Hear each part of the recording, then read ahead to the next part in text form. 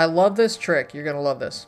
So Rebecca probably conceived Henry in 1861 because he was born in January of 1862. So looking at the 1860 census, here we find Rebecca Henley. What we're going to do is we're going to take a look at this. Remember, we're on image 8. You want to always try and take a look at what image you're on so you can get back there easily.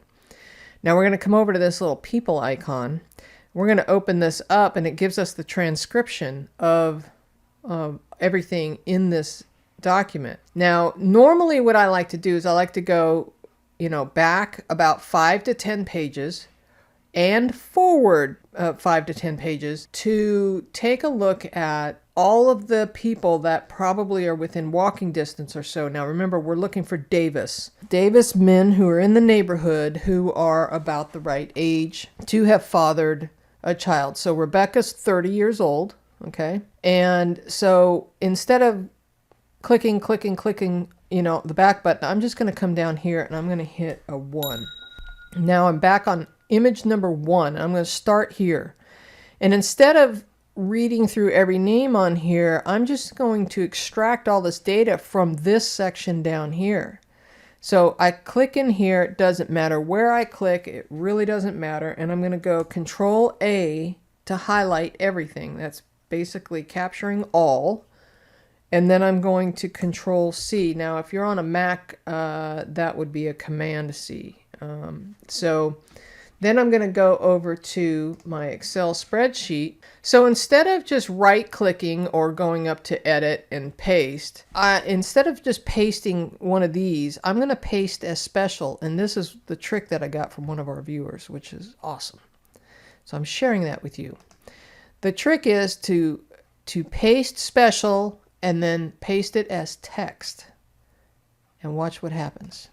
Bada bing. Now, I forgot to insert a column right here. And if you do that, I do want to insert a column here, and there's a reason for that. I can highlight the column from the A all the way at the top, not this cell, but all the way at the top, and I can right click and I can say insert. And the reason I want to do that is because I want to put an image down, an image number here. So I don't need all of this extra information. So what I'm going to do is I'm going to click on this number 1, which highlights the whole column. But instead of just 1, I'm going to highlight, I'm clicking and dragging. And now I've got all of those rows highlighted. I'm going to let go. And I'm going to right click. And I'm going to say delete. And what that'll do by doing it this way, it's going to pull up all of the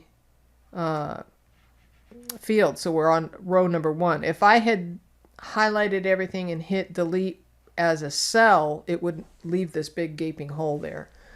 So now I'm going to type the word image. Because all of this information came from image number 1, I'm going to type a 1 here.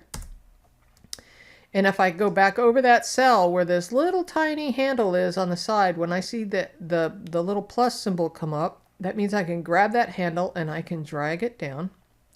And I'm going to drag it down for the length of all of these lines that we copied from image number 1. Now, as I go down here, I don't need the word close, so I'm going to delete that out of it. Now, let's go back over to our census record, and we're going to go to the next page. And I'm going to use the right-hand button here. Now, I've still got everything highlighted, which is kind of convenient, but if you forget, you can always highlight everything again. So I'm going over to page 2, and everything here is highlighted. So all I have to do is go Control C to copy. Now I'm going to go back over to the Excel spreadsheet. So what I'm going to do is I'm going to right click and I'm going to say paste special. And I keep forgetting to do this because I keep wanting to just paste the regular way. So I say okay. And now I've got all this stuff again that I don't need. And I'm going to just... If you grab a cell, see where it says 2, if you get a double-headed arrow, you can just drag that whole cell down here. And now I'm going to get rid of all of these that I don't need. I'm going to right-click and I'm going to say delete, and it pulls it up. Now, I don't need all this header information again because I already have it up here. So I'm going to get rid of that as well. I'm going to say delete. But what I'm going to do is I'm going to take this 2 and I'm going to drag it all the way to the bottom to there. And now I'm going to get rid of that little close. I don't need that. That's a holdover from all the stuff that we copied over. So now you can see this is image 1 and image 2. All right, so in this example now, as we scroll down, you'll see that I have created all of these image numbers all the way down. Yeah, I went to image 16. So remember, Rebecca was on image number 8. So here's the cool part. You're going to love this now. This is only getting you set up for the trick, okay? Hey, we're going to get back to that video here in just a moment, but I want to let you know that Genealogy TV has a website, a newsletter, and a Facebook page. Links for all of that are in the show notes below. All right, let's get back to it.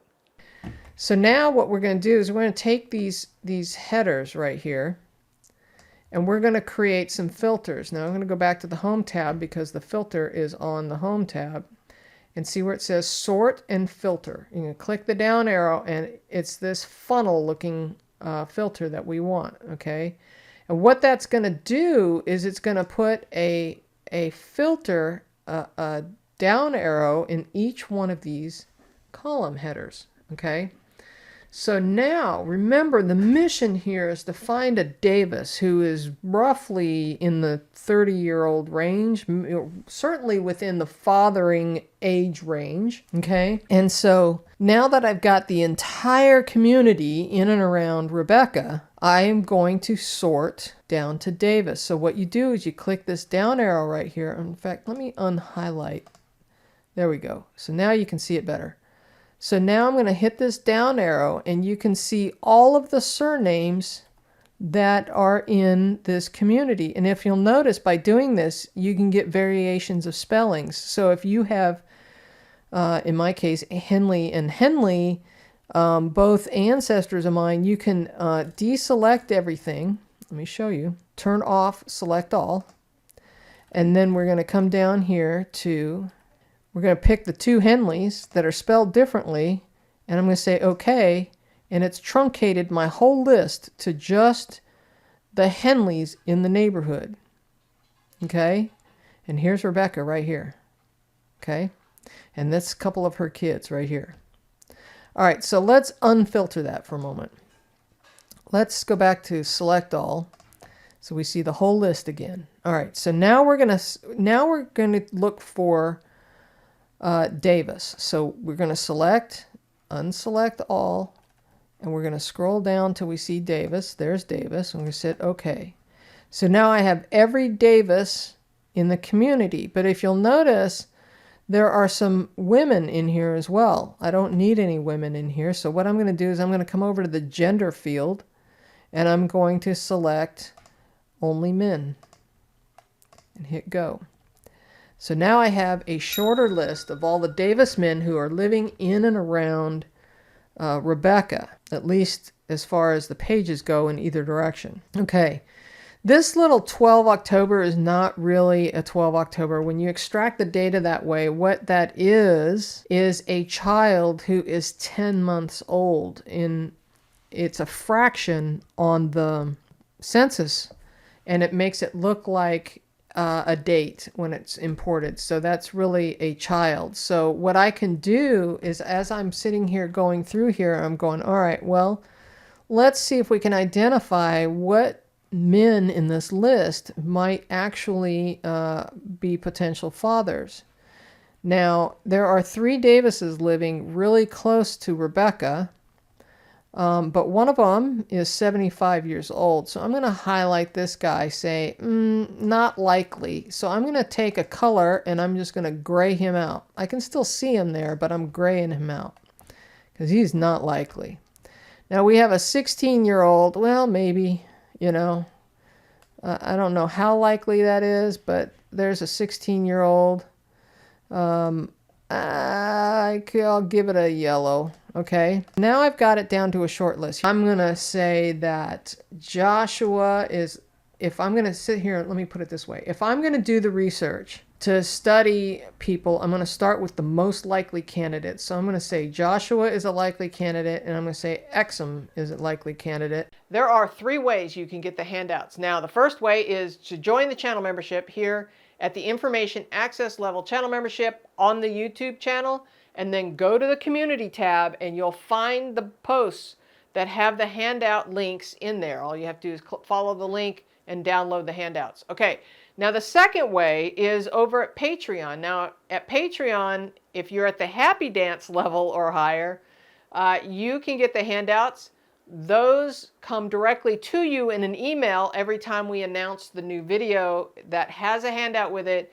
You'll also get early release with that membership. All right, and then the third way is just to go over to genealogytv.org and click on the handouts tab, and you can find all the handouts there for individual purchase. So I hope that was helpful. The handouts really do support the channel, and for that I thank you.